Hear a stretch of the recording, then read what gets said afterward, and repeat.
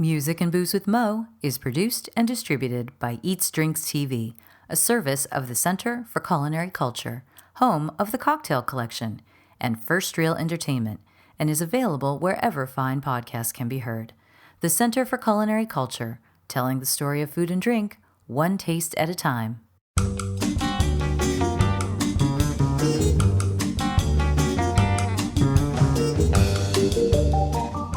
Welcome to Music and Booze with Mo. I'm Mo Herms, and I've worked in the music industry most of my life, so have met some pretty amazing musicians over the years. I also love a good cocktail, and I've encountered some really interesting bartenders as well. It seems that there's a lot of crossover, so when I can, I like to talk to musicians and bartenders about music and booze. Join us at the bar, won't you?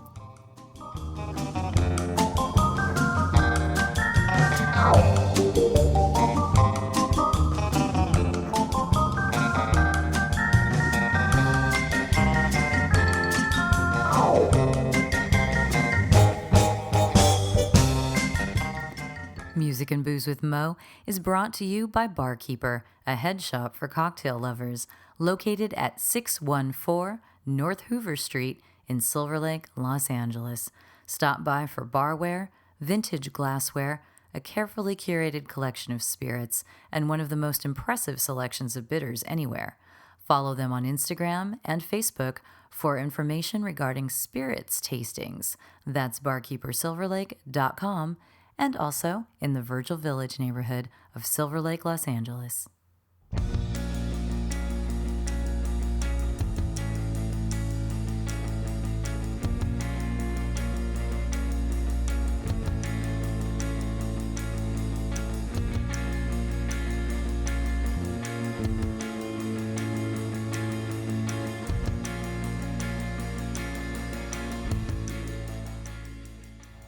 Here in Los Angeles, we are very proud to have the bar Thunderbolt in our midst. It's gotten all kinds of notice. World's Best Bar, Tales of the Cocktail, things like that. But if you live here in LA, you just know it as a great neighborhood bar. It's got a wonderful little vibe. It has amazing cocktails, and the people who work there just are the most sincere and dedicated group of folks that I've stumbled across in a long time, that work wonderfully as a team and just support each other so thoroughly. It's so important at a bar team to have something like that. And I know it's all over the place, but these folks, I don't know, maybe it's because they're my neighbors. But we are talking today with Nikki Schultz from Thunderbolt, and we have all sorts of things to talk about. It's not just about bars, it's also about music, of course, and also kind of about the world and the sort of space that in hospitality you need to keep for yourself and that you need to be able to share with others as we navigate the wildness that is just being a person on this planet at this time. So let's chat with Nikki from Thunderbolt. My name is Nikki. I am a bartender at Thunderbolt in Echo Park. How long have you been working at Thunderbolt? I've been at Thundy for a little over 2 years now. I love that you call it Thundy. I've never heard that until you said that. And it's just so fun. It's kind of creates that neighborhood vibe that it has. Yeah. And it's sort of plunked in the middle of nowhere. I mean, it's in Echo Park, but it's on this stretch of Echo Park. Yeah, it's right where the south end of Echo Park meets historic Filipino town and the outskirts of downtown. So it's in this kind of tucked away in this little quiet corner of Temple Street. Yes, and I think I became familiar with that little nook, that little part of Echo Park, because my car got towed once and wound up in that neighborhood. And I was like, oh, there's like an all-night nightclub over here? Oh, okay. Yeah, in fact, that's Thunderbolt's current location. Mm-hmm. Yeah, was that old M16? The underground club? Yep, totally. So Thunderbolt has been there for a couple years longer than that, though, if I remember correctly. It's been there. Yeah, we celebrate 5 years in September. That's fantastic. Very cool, yeah. And it's picked up all kinds of accolades along the way. So you've been lucky to be part of that. And are you going on tour with Thunderbolt? Did you mention that to me? Yeah. First, for folks who aren't familiar, Thunderbolt is a small but mighty crew. We're a neighborhood bar that very small. focuses on using technique-driven cocktails to create a more accessible, friendly cocktail bar environment. So we're a neighborhood bar before really we are a cocktail bar, but cocktails are such an important part of how we deliver on our promise to be good stewards of the neighborhood and good stewards of the bar space. So we make really complicated cocktails really easy to drink, which means that we are doing forced carbonation and canning for some of our cocktails. And some of those processes are take 1 to 2 days. You know, you're still getting a 10-touch cocktail, but we're cracking a can right now. All of the magic happens before 4 p.m. So that our Friday and Saturday services can be really busy. We can keep the focus on hospitality rather than the performance of the bartender doing multiple touch cocktails and that element of service. I love it. It feels so casual in there always. You walk in and then you have a drink and you're just like, this drink is amazing. I swear they were just standing back there and suddenly this incredible drink appeared. I mean, everything is just delicious there all the time. And you all make it look easy. My mom, years ago, my mom was a dancer and I remember watching like Singing in the Rain or something with her. And we're watching Gene Kelly dance and she says, see how easy that looks? But you need a lot of training to be able to do that. And that was the first time it occurred to me when it looks easy, that's betraying how tricky it really is, how much skill people really need to have. So those drinks, you guys just, boom, here you go, lovely drink, and they're fantastic. So you all must be very skilled back there and have a long history of being in this bartending world. Well, thank you. It feels really nice to be seen. Because we do work really hard. And it does take a lot of skill. Even if you're not the person doing the prep on that particular day, to be able to explain to guests who are curious why this thing is so special, but really to be able to have your hands free and your eyes up, to be able to create these really rewarding connections with people. I mean, like I said, I love it. I feel it is so much a neighborhood bar. Really lucky. It's a really magical place, and sort of for me that in a career that is decades long in hospitality, to be able to look at this place as my final destination. Like, I've referred to this place frequently as my last bar job, not in the sense that I'm like really eager to bust out and to do something else entirely, although as a bartender in my 40s, I am constantly thinking about sustainability and about ways that I can rearrange my day and make a greater impact with less effort.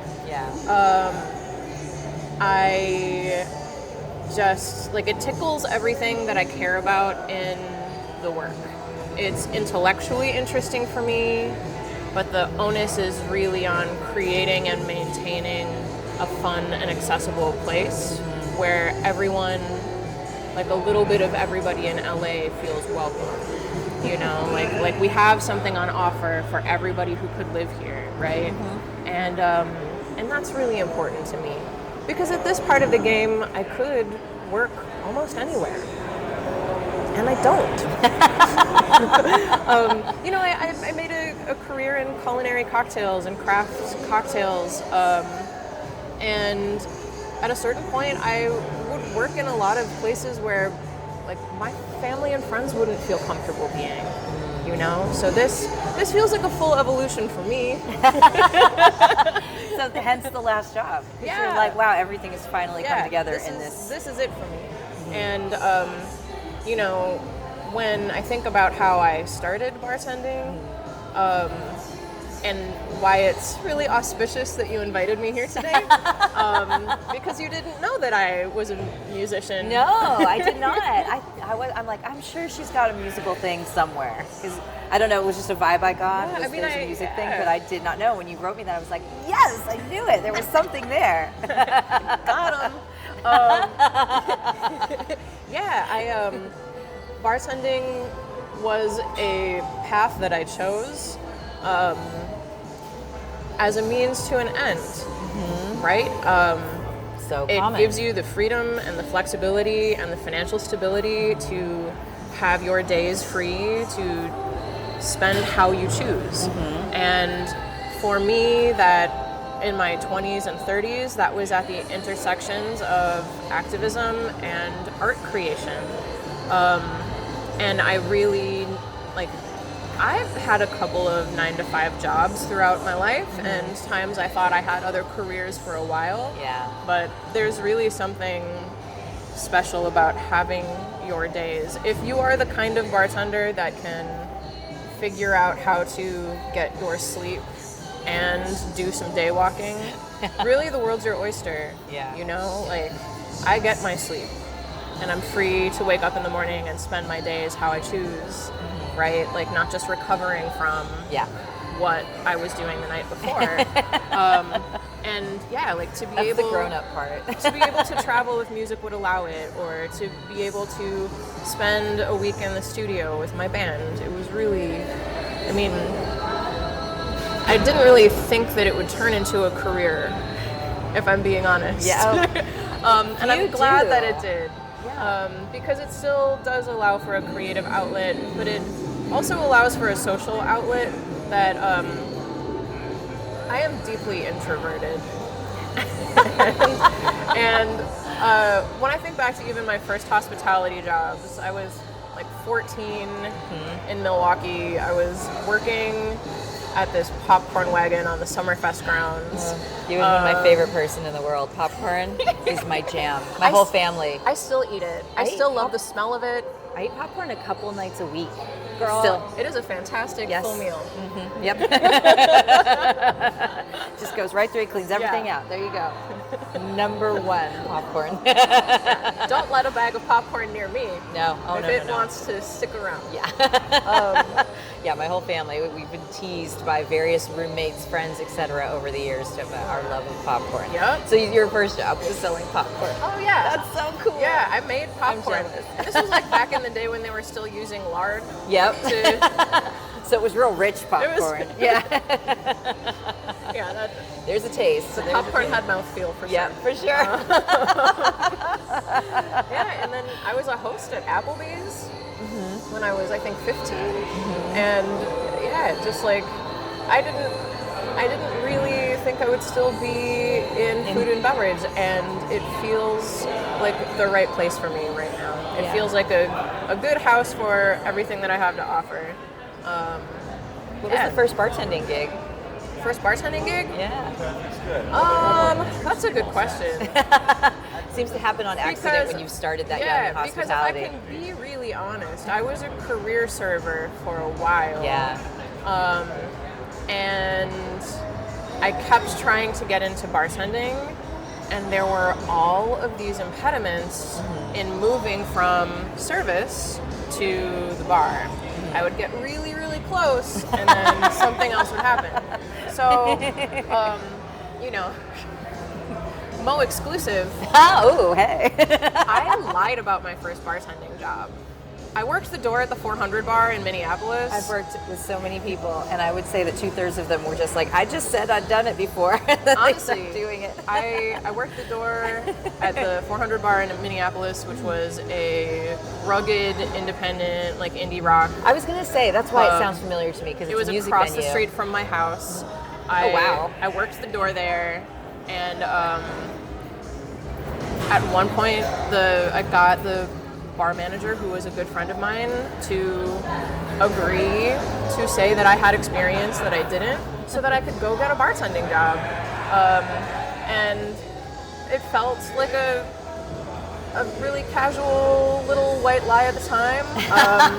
He literally was like, you can do the job that is being asked of you. Yeah. I already know that you would be a great bartender. I see how you are at the front door.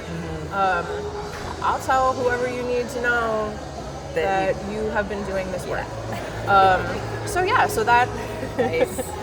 I suppose my first official bartending job, I went I went on shortly after that to be on the opening floor team for a rock club in uptown Minneapolis called Sauce, which eventually would become called Cause.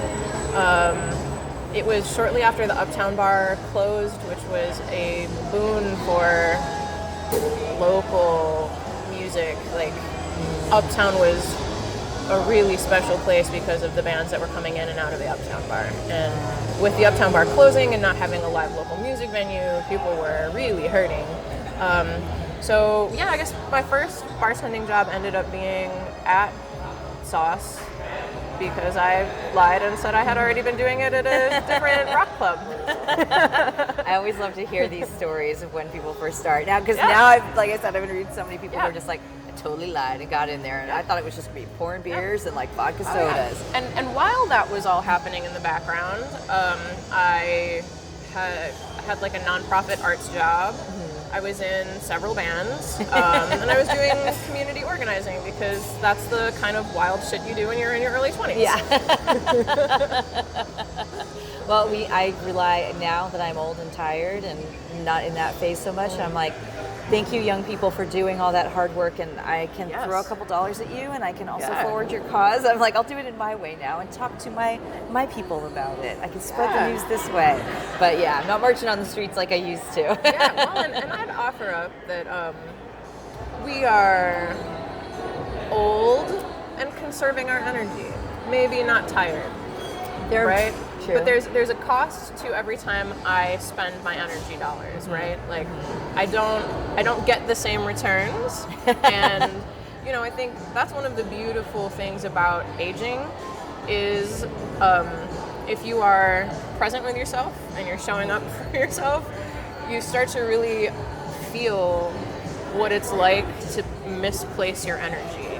Yeah. Right? Like, and I think this might be what elders were talking about before me when they would say that there's beauty in aging, that you become more of yourself and you care less about what other people think. I used to really romanticize that. But when I look at it from a place of energy conservation, it's like, oh, I can't care about that. If I do, then it will cost me in these concrete ways. Just become more. I can't run that hot. This is how I can be useful right now. This is how I can be useful right now. Yeah. And this is how I can be useful in a sustained way that allows me to continue to be useful. I mean, because right now, one of the things that, I have to be honest with you, Mo, I almost didn't show up today. Sleepy. No, my heart is broken.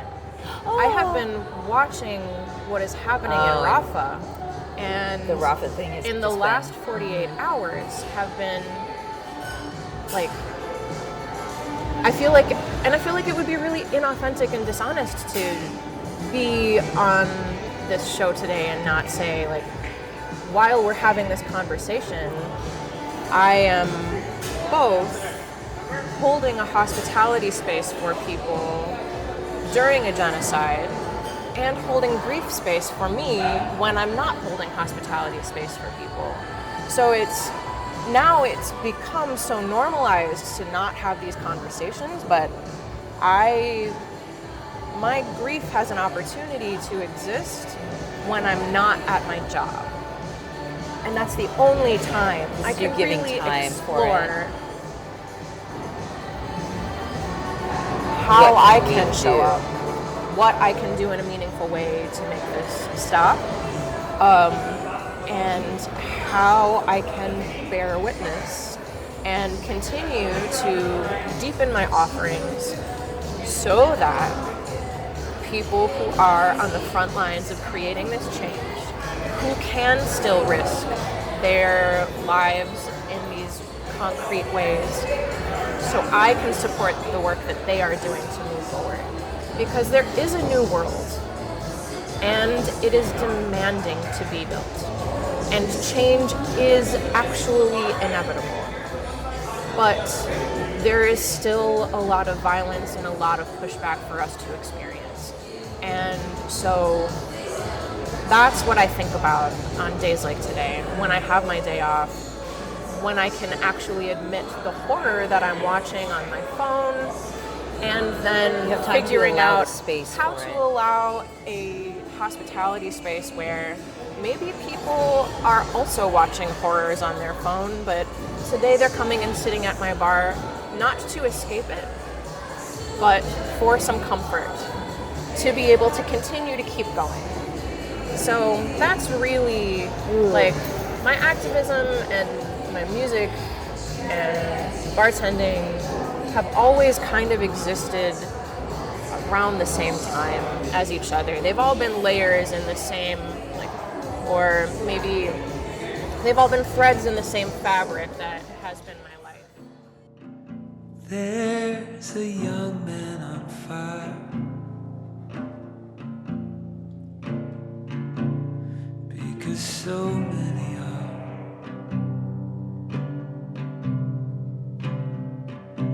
Phosphorus flame down from a sky that held stars.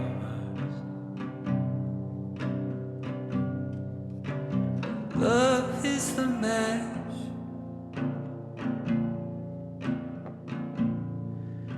that lights us ablaze. Makes this nightmare go away. And makes this nightmare go away. I've made a playlist. Oh, hey! And I've included some songs of mine from projects that I've worked on in the past. You're sharing that with me, right? Of course I will. Yeah, like the playlist itself. I'm like, why did you make this playlist? Why? Because you bring it up now in this context Yeah. of how to balance the cruelties of this world. Yes. Yes. Which we're all living in, and we're all in a survivor mode in some way. I mean, we're very privileged here in Los Angeles. We're far away. We could tune it out. You know, anybody can tune anything out. Wildly siloed. Yeah, yeah. In ways that I think smaller communities have this ability to make a really unique impact everywhere that they are. This place is so big and so siloed that it can feel like you're not doing the work. Yeah.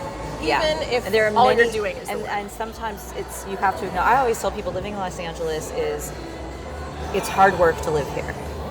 Always. So when people are like, I'm thinking about coming to LA, I'm like, I love LA. I love living here. I'm also kind of a maniac, and I fill my spare time with doing things. Because I want to experience as much as I can. I joke around with I love people, I hate people, I love people, you know, because I love meeting people, I love talking with people, I love hearing and learning all the time. But that can be very overstimulating. There can be so much there, it can be overwhelming. Yeah. And so I always tell them, you need to work hard to get around. You need to work hard to meet people. You need to work hard to make friends. You need to work hard to keep those friends. You need to work hard to find work. Then you have to work hard at your job because someone else is right there waiting to take that job. And they are ready. Yeah, they're boom, they will jump right in there. You have to work hard at everything you do. And if that is not second nature to you, you will vanish. Yep. You will just disappear. It's very easy to disappear in LA. Yeah. And I'm like, and it's huge. It's truly huge. Whereas I love New York. My brother lives in New York. I go there all the time. But it's huge too, but it's compact, right? It's compact. I lived in the Bay Area for a long time. Again, compact. I always joked around, people are like, how are you friends with exes? And I'm all, you have to, because you're going to keep seeing them. So you better figure out how to make it work. So you created this playlist. And what is this playlist giving you? So that's a really good question, and I brought it up when I did because I was hoping you would ask it. When you had invited me to speak, you can probably tell your girl always needs a framework.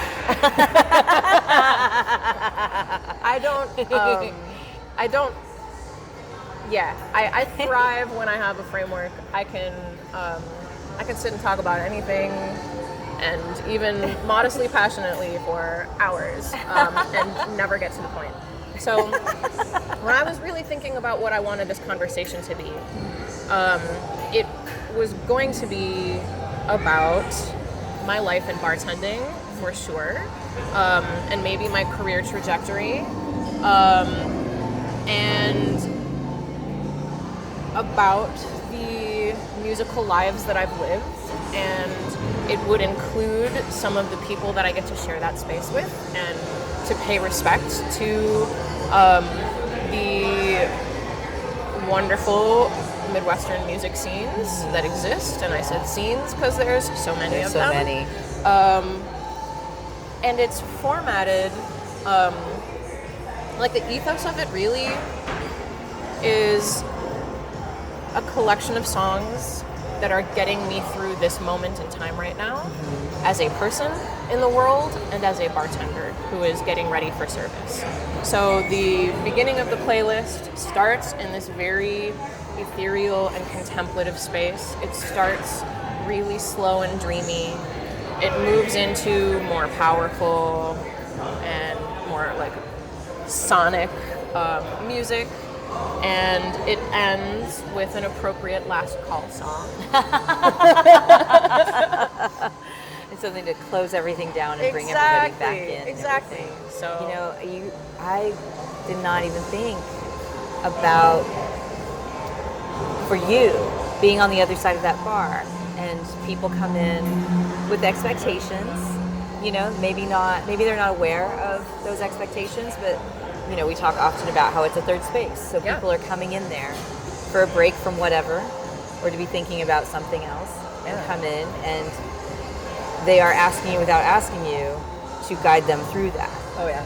Make that drink and everything. So there is, and I mean, that's just how it is if you're on the other side of the bar anyway. Totally. But we are in this time where I think there are so many people who are wrestling with, it's okay to mourn these Israeli hostages, and we know that them being snatched was not a great thing. It's also okay to be mad at the government of Israel for decimating an entire country. It's like, oh, we're looking for Hamas. I'm like, oh, really? Have you found them yet? Because you've literally destroyed millions of people in the process. And just trying to, there's just so much, as wrapped around that people are having a hard time untangling. And I think that we have a ton of people here who are just experiencing guilt. Yeah. Just guilt, because we are living this life where we're okay. And there's stuff out there, and we're trying to figure out what's okay to think, what's okay to feel. Yeah. We can cry over all of these children. 100%. Yeah. It's always a good day to end fascism and end genocide. Jesus. It's always a good day. And in order to show up for these things, it's exactly as you're saying, though. We have to feel the things that come up. Yeah. And we have to have spaces of togetherness where we can be validated for the ways that we don't always get to show up in our professional lives. Yeah. And hopefully, more and more of us will have the ability to navigate lives where our professional goals are in alignment with our personal values.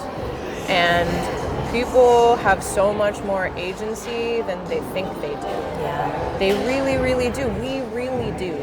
I am even guilty of letting my fears and my scarcity dictate what I think I'm capable of doing now in this moment and throughout my life.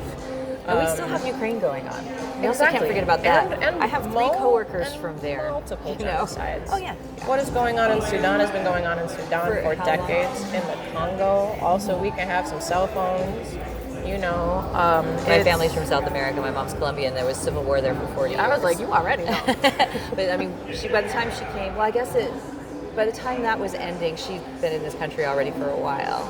And then the drug thing came in. Right now, they're in a good spot. Yeah. They've actually, for a little while, it's been okay, but her entire life, this is, she would walk around the house. She would sleepwalk, having nightmares about things that she'd been through as a kid, so we'd be like, what's going on with mom again? And my dad's like, oh, she's just remembering something, and just, there's so many people with so much mental scarring. That is real pain. Yeah, going through all that kind of stuff. Well, so this is kind of a sidetrack, but not really. I want to get back to music because for me anyway, music has been kind of a signifier for my emotional state of mind, or sure. something that helps, and I don't make it, you know, Yeah, so yeah. I just have to listen. You know, we all have our heartbreak songs. We've got our, like, I need to pump myself up songs. Yeah, or yeah, sometimes you're like, no, I'm totally depressed and I'm going to completely indulge in this and just sit here and listen to my sad songs. Yes. So when did you start making music? How old were you? You sing, I know, but When did I start making was that just music? always? I mean, you just at ever home? since I was little, I pulled up the playlist, playlist? For reference in case you ask me about it. My mind is feeling like a bit of a blank canvas right now. Oh. So, Post yoga glow. yeah, I mean, as long as I can remember, I've always been singing or putting words to made up melodies. I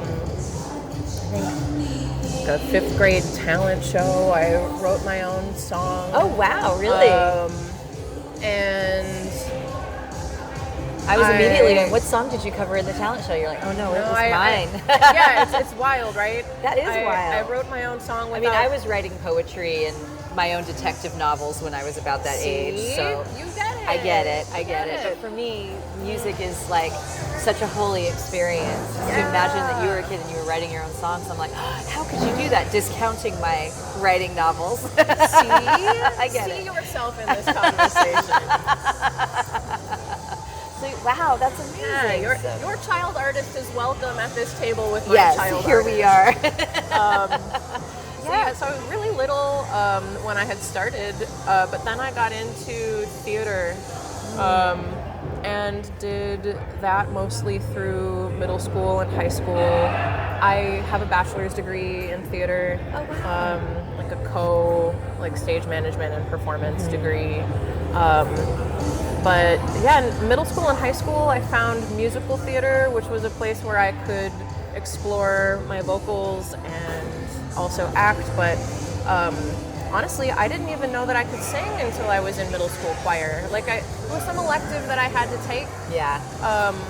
So while I can trace back that really early memory of being in 5th grade and writing words and scribbling what I thought were notes, legibly for someone else to Your play. own language, yeah. I never really picked it back up again or took it seriously until I was out of college. And I started going to these open mics and found a really beautiful community there, learned how to play guitar while I was learning how to write music to perform for open mics. That's awesome. And from that space, in my early mid-20s, that's when I was most creatively prolific. So I did have a solo project for multiple years that is not going to be in the playlist. What kind of music was it? It was singer-songwriterly, acoustic work. I had a really wonderful band that worked with me, and they were very patient and very kind and incredibly talented. And then, I did a lot of support singing. Like I said, I've worked for some folks throughout the Twin Cities, Chastity Brown, Southside Desire, which was more of a doo-wop band. Wow. And then I went on to front a couple of projects. The Discord Syndicate was a heavier rock band. And ultimately a project called Pisces Mother, which was me and some other collaborators, and was always kind of engineered to be me and whoever was around. else. And we ended up putting out one EP the year that I moved to Seattle. And then I went and I sang on, there was an artist in Seattle named Brandon Krebs. Okay. And really beautiful songwriting. So I sang backing vocals for his CD release and played keyboard really poorly. And that was super fun, but I haven't touched music in a long time. My father died the year after I moved to Seattle, and that made continuing with my life as normal really hard. A little difficult. And we had talked a little bit about it before the recording started, but Seattle in 2015, 2016 was a really hard place for artists to live and maintain. Still is. Yeah, Still is. and so a lot of the early collaborators that I met would eventually move to more affordable places where there was better arts funding, or where you could simply just live a really cool life and All still my Bay do Area the things art you friends love. wound up here in LA, Yeah. which always made me laugh because in the Bay Area they hated Los Angeles so much, and then because similar thing, the tech world just took over the city, and the arts were just squeezed out, and suddenly they're all here in LA, and they're like, LA's great. I'm like, I told you. Yeah, this place is wonderful, and Still has some space for it's that. honestly what moved me here. This is probably for an entirely other episode, but I kind of found myself in this relationship with Seattle where I was admitting that like my quality of life is not very good. And even before 2020 and even before the pandemic started, I was in a really bad relationship with that city. And the pandemic helped me heal a lot of that, but I still knew it was time for me to move somewhere else. And I had this idea, again, like before 2020. Well, shit, I can't afford to live here. Everywhere is expensive. I can't go back to Minneapolis. I'm not ready to go all the way back to Milwaukee, which is where I grew up. I can go to LA now. Like, everything that's happened to a city has already happened to LA. That's kind of true. Expensive and staying expensive. You know, it's like You're like, it's predictable, and it's like insanity. it's okay. like I think rather than being inside of something that's increasingly pressurized and becoming increasingly hostile. getting harder, it's like, how about I just go to the hard place and do hard things? Yeah, and just And figure just out how to function. have really and clear accept. expectations about the fact that life is not easy here, and that will bring ease. But what moved me here wasn't a career in bartending. Like, I didn't pick up, like with Minneapolis, I picked up and I moved to Seattle. I had a job offer. I did the thing. Yeah. Here, I wasn't interested in bartending moving to Los Angeles. I'm still, it's easing up some for me, but I was really upset during the pandemic about the risks to worker health and safety. Yeah. And, when the opportunity presented itself for me to lose my job as a bar manager in 2020, I took it, and I started learning anything else that I could do to ensure for my health and safety when things opened back up. So being back in bartending wasn't actually part of the plan. Yeah. I got recruited by a boutique funeral home in East Hollywood. Oh wow. Yeah, to do funeral arrangements. So I spent most of the 2021. I worked remotely from Seattle for several months. But what moved me to Los Angeles was a career in funeral services. Wow. Yeah. Wow.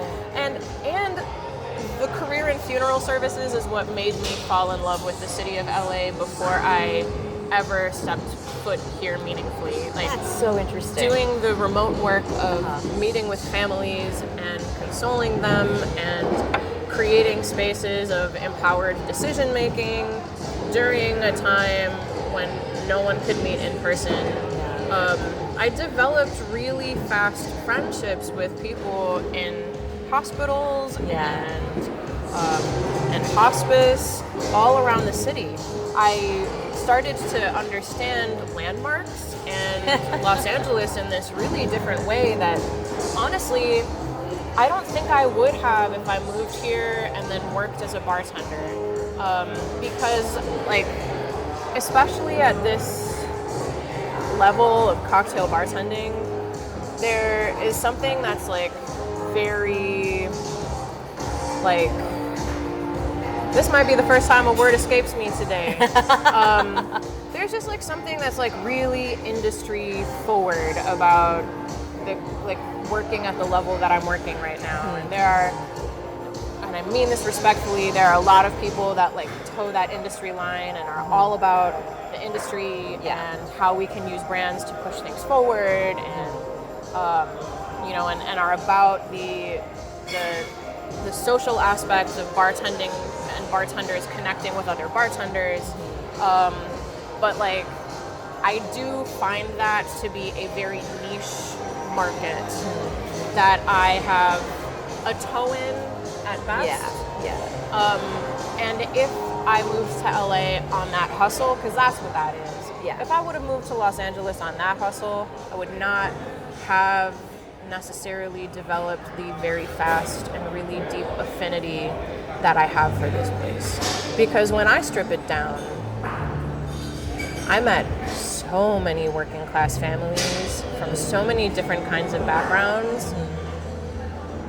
And you have to earn people's trust really quickly in that sort of situation. And what I saw were my colleagues, my coworkers, I saw people I grew up with, I saw my parents, I saw like a lot of working class Milwaukee in the conversations that I was having with Angelinos. And so, like, it made me want to live here because I already knew how to be here and navigate that space. And so, Well, if it also anyone shows you like who is living here, because it's who got is such a living reputation. here, it does, and so that's what drove me here.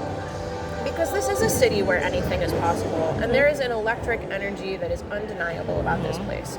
The collective idea that any one of us can devote ourselves and surrender ourselves to creativity and make and be something immensely larger than ourselves, and that could happen to you at any moment, that is very beautiful. But that is fleeting for individuals. And at the end of the day, it's always the workers who are still here. It is always the people who remain. And so, if I had advice for anybody moving to Los Angeles, it would be to think about your offering. Are you looking down the mountain? What you crying about, crying about, crying about now? You buckle under pressure. Go tumbling, tumbling, tumbling down. Go get your fit, no one gives a shit. Better off if you just get over it. I'm going crazy, little tiny Hollywood baby. Brand new Mercedes, I got a crib going crazy. Because I live a small and humble life, but Los Angeles has been very, very good to me. And it's because I know what I offer. And I try to offer at least as much as I take. It's amazing to hear you talk about the kind of funeral director path potentially services, because it feels like, and I hadn't thought about that before, but now I'm like, I have a friend who has just finished like her funeral director schooling in New York, and she came from hospitality before that. And just thinking about those tie-ins to assessing someone quickly, trying to see what they need, how to make them comfortable. And you're doing it in a bar, for one reason. In this situation, you are assessing all of this to help guide them through a horrible moment in their life, or a very sad moment in their life, whatever happens to be. And there's that skill set again, that working 100%. with humans, working with people, seeing the diversity in people, and knowing how to handle that. I frequently would tell the people I worked with that funeral arranging is bartending. Because it is exactly how you put it, Mo. It's really listening and really seeing who's here today. And looking through someone's pain to get and their confusion. To get an idea about who they are and what their values are, and if you have something to offer that matches or satisfies those things. And honestly, like, I probably have helped people through their difficult times But the way that I have always framed it and the way that made it sustainable for me was, this is not my death. This is not my grief. Only you can carry this. And you don't even have an opportunity to start carrying this until this part of is it is over. past. So if you have a shot at being with your grief and learning how to carry your grief, it's because I have taken care of this really oppressive administrative work and I have helped you create a ritual that has meaning for you, and then you are left with a space that you can fill how you need to. But in those really initial moments of fresh death, there's so much to be done, and it's a really raw and vulnerable space. It's like, and there's no comparison that's direct, and I mean this with great respect, but in bartending, I would frequently see people at their best and at their absolute worst, and in all of the throwaway moments that are in between that actually have quite a lot of meaning. Yeah. And so I have experienced witnessing grief before. And we already disclosed earlier that I have experienced parental loss and grief. And it was navigating that space that made me curious about how I could be useful to other people doing that stuff. Because a lot of the people that would call, especially during the pandemic, had never made that phone call before. Yeah. They don't know what they don't know, and they don't know how to ask it, and they don't share the same language. And if you look at the funeral industry, it is a pretty cloistered, insular group of people that are overworking and overburdened, Especially at that time. don't necessarily have any more resource for holding space for themselves than bartenders do. And like, I saw a hospitality issue that I could bring an offering to, because like, it can feel really alienating not to know the words that you need to know in order to ask the right question in order to get the thing done. And if the thing to get done is putting your mother or father to rest, or like putting your like spouse to rest, like, oh my God, like, I don't care what you call what we're doing. Right? Like the verbiage doesn't mean so much to me. I am here to be an advocate for a family and really understand what their wishes are and what their values are, and take that into action, and to be the person that uses the words that gets technicians and other practitioners to rally and work on this family's behalf. So yeah, like that was super rewarding work.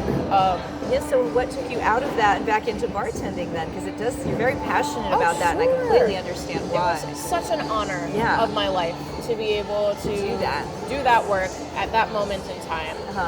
I was one of 2 employees at a startup.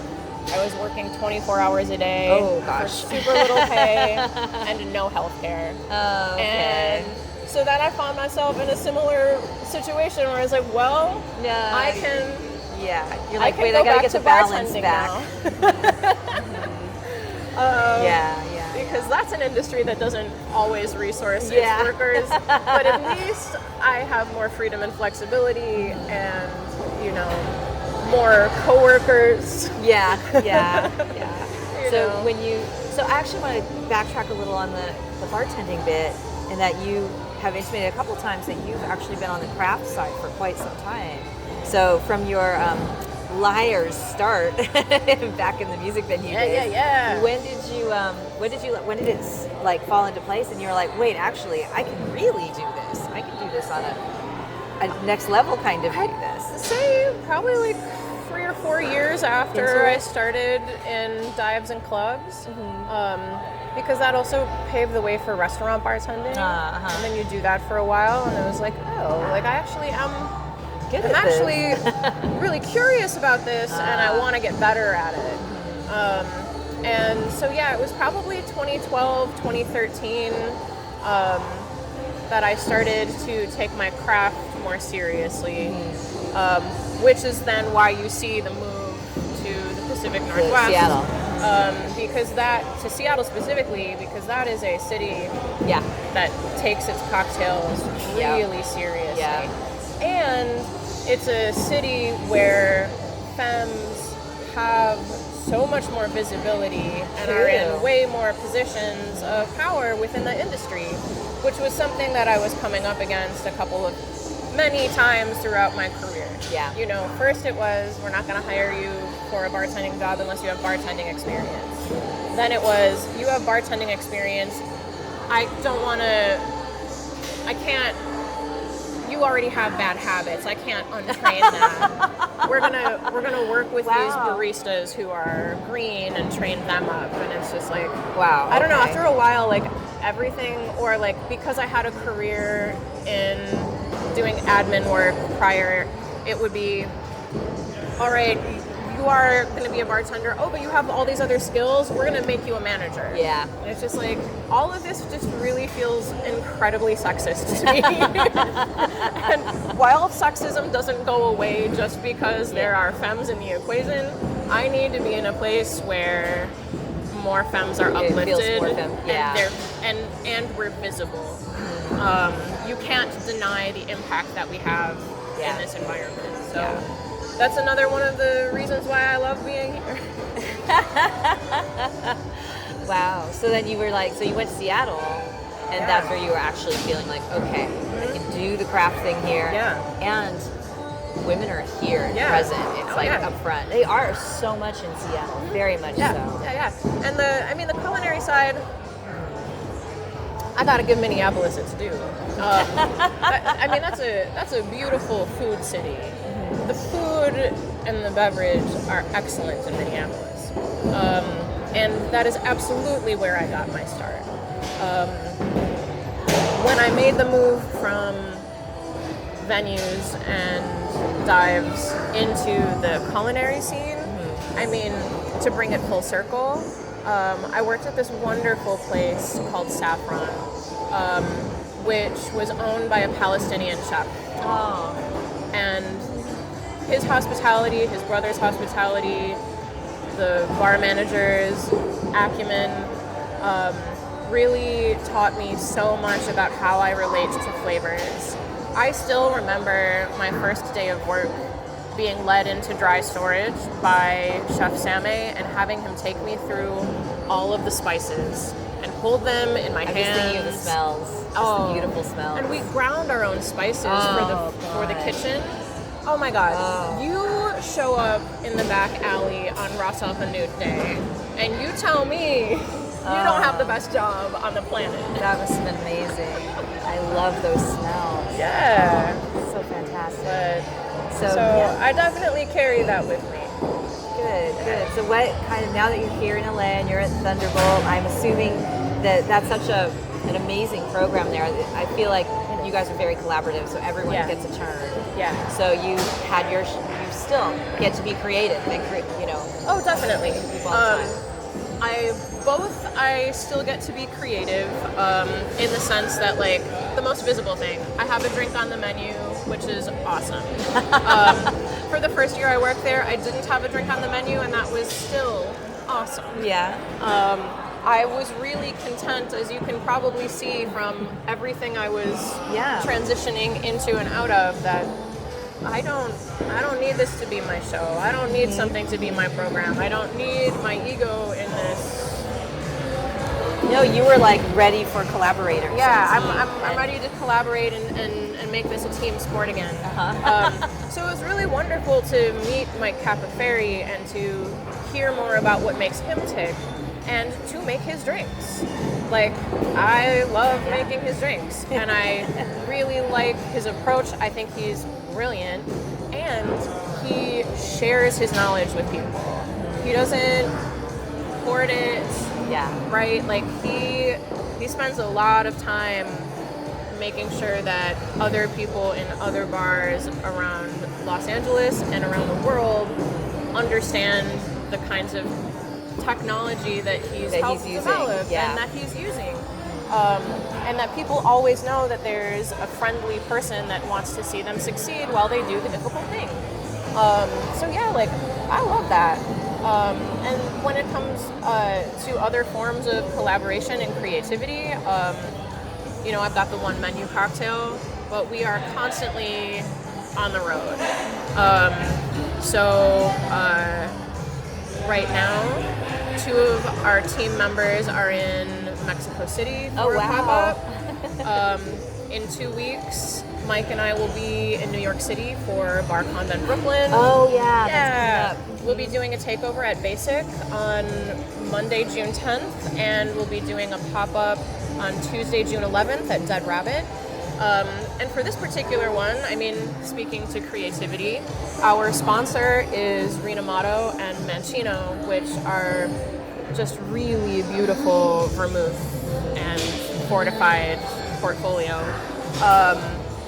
We don't have a whole lot of fortifieds in our cocktail menu featured very prominently. So this has been an opportunity for me to go back to my initial skill set and come up with new, interesting drinks that still embody the Thunderbolt ethos, but feature product that we don't normally work with, and to really uplift and celebrate those products and their really beautiful flavor profiles. But even then, it's like not like singular genius bartender thing, right? Like, Mike and I started with some ideas about drinks that we wanted to do that we thought would be playable. We batted the ideas back and forth. We came up with specs. We improved them. You know, it's just like it do is the science part. It's really collaborative, and we're not always in the same building or in the same city when we do this stuff. Yeah, so it's like it's really collaborative, and it's very much on the fly. That's awesome. Like, 'cause a lot of that planning needs to take place. But yeah, anyway. Yeah, So yeah, it is. It's a happy home for my creative endeavors. Yay. And also, if anyone in Los Angeles is listening, put me in your band. I'm totally ready to sing again. I was going to say, this sounds like a good place to wrap things up. So, if you're looking to have a vocalist, or I guess even a backup vocalist, or a collaborator, like, how should people find you? Is Instagram the way? Instagram's a great way. At Nikki the Schultz. I love that so much. Is a great place to. There's a music video from that previous project that's in the Pisces one. In my link. For Pisces Mother. Pisces Mother. This playlist, which hopefully you will. Yeah. Oh, I'm going to be listening to it on the drive home, I'm sure. So the Discord Syndicate is my rock band. Pisces Mother is that more electronic collaborative project. 2 tracks there are embedded in the playlist alongside some other, like I said, some other music that's really getting me through right now. Some national and international artists that have great meaning to me. What's your Spotify profile if people want to just dig into that? Do you Nikki have Schultz. It's Nikki Schultz. Just as a person. Yeah. So, Nikki okay, Schultz. cool. So people find that and see what else you've got there. Yeah, it's a public playlist. It's called Mo Jams. I was going to say, I'm putting it on the Music and Booze Spotify as well, so it will live in 2 places. Yeah. That's wonderful. Let's get it out there. there. There's there are some recognizable folks. There are some other folks. I'll shout them out real quick. Since we've got the playlist up and ready. Battery Eyes is a group out of Minneapolis. My old drummer, Aaron LeMay, it's his project that he fronts, and it's really cool. It's just like very loud, really thoughtful, and very raw. There's a track from my friend Sean Neary. He plays in a band that operates out of the Midwest called Cloud Cult, which is... Cloud Cult? I know Cloud Cult, he sent this track to me a couple weeks ago, and, you know, just as like a homie to a homie, really dealing with watching all of this destruction and watching the genocide unfold and feeling like just helpless. We need to find a way to witness this and to change it. So his track, No New Normal, is on this playlist. I would be remiss if I didn't add it. And then let's see, who else that's not totally famous? So there's that Pisces Mother track. Awesome. And Philip Morris, who's like an underground rapper, he collaborated with me on that track. Cool. I believe he's in Indiana now, but we met in Minneapolis. We did the work together in Minneapolis. Bader is a 21-year-old Palestinian hip-hop artist who lives in Egypt, and there's a track of his on this playlist. Lives in Egypt. So. Yeah. And just like I said, this is a whole list of songs that are keeping me present in this moment in time, that are uplifting voices that I think really need to be heard, that celebrate who I have been and who I am, and they get me ready for my shift and to be forward facing and to face the day. To face this day. And awesome. To be able to show up to hold space for people who are probably not a whole lot different from me. Yeah.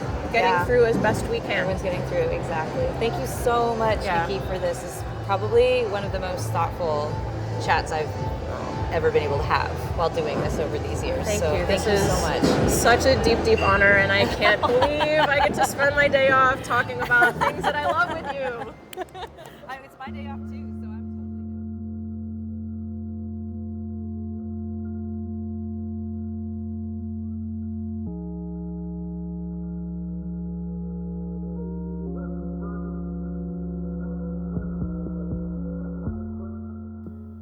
That was a really enlightening and invigorating chat. And, you know, in this case, I was telling Nikki when we wrapped up, I actually can do it again because we live in the same town. So often when I do these interviews, I'm sad that I can't just jet over to wherever this person is so that I can sit and talk with them more. But Nikki, I'll get to see. And I recommend that if you find yourself in Los Angeles, get yourself to Thunderbolt and see Nikki or any of the other wonderful people who work there. So you can follow Thunderbolt on Instagram at ThunderboltLA, and then Nikki is at Nikki the Schultz. And hey, any LA people listening, looks like Nikki is ready to perform again. We actually started the show with an act that she played with called the Discord Syndicate. And right now behind us we have some Pisces Mother, which is another band that she performs with. And actually I'm going to play you another track from Pisces Mother. We're going to listen to Event Horizon.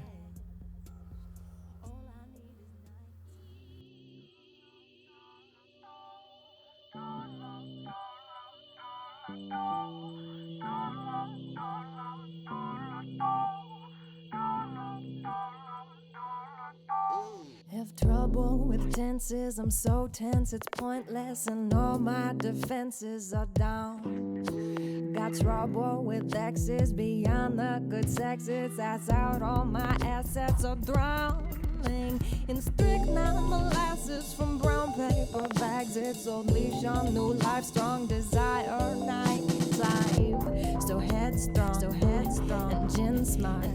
Time to crack a whip to kickstart. You ask who you are, not who you out to be. Seeing me for me and not for my longing.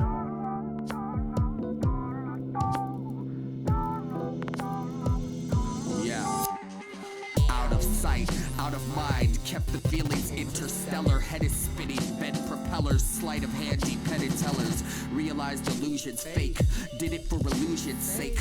Popping pills and coping with the fact it was a huge mistake.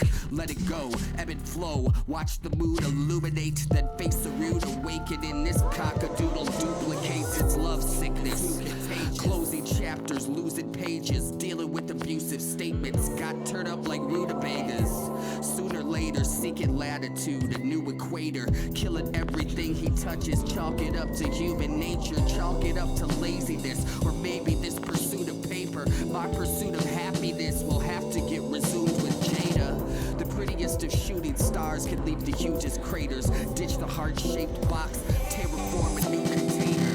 In space, out of mind, time spent. This be the last time I got to scrub my soul clean. You